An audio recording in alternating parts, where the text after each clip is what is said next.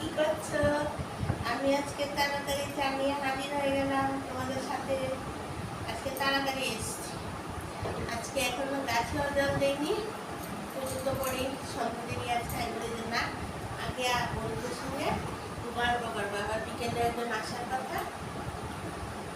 আজকে লিকার চা নিয়েছি, দুধ চা খাবো না, যেরকম একটা এসি টেসি খাচ্ছে।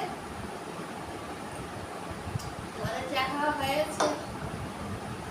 তোমরা তো কমেন্ট টমেন্ট কিছু করছো না, মানে আমার ভালো লাগছে না, আমার ভিডিও টিডিও না, কিছু বুঝতে পারছি না।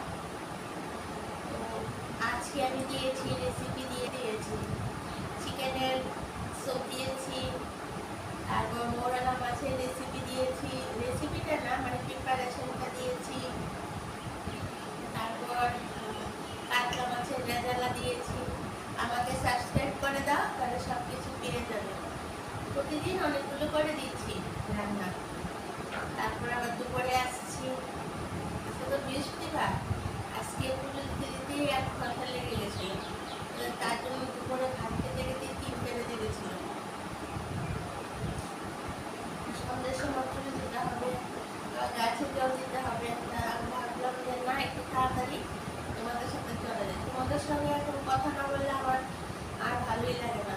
মানে তোমাদের কাউকে দেখছি না, চিনছি না, কিন্তু তোমরা তো অনেকে আমার ফলো করছো, এটাই আমার ভালো লাগছে। যে না কেউ তো আমাকে দেখছে, বসে আছে, ওদের সাথে একটু কথা বলছি।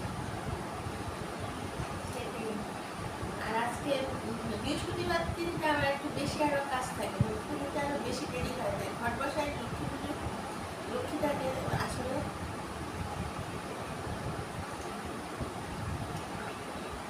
তোমরা যদি সবাই আমাকে একটু সাবস্ক্রাইব করে দাও, তাহলে আমার ভালো হয়। ভিউয়ার্স তো মোটামুটি অনেকজন হয়েছে, কিন্তু সাবস্ক্রাইবটা একদম হয়নি। সেটা করে দিলে তাহলে আমার খুব ভালো হয়। কিছুক্ষণ পরে গিয়ে তারপর জল দেবো।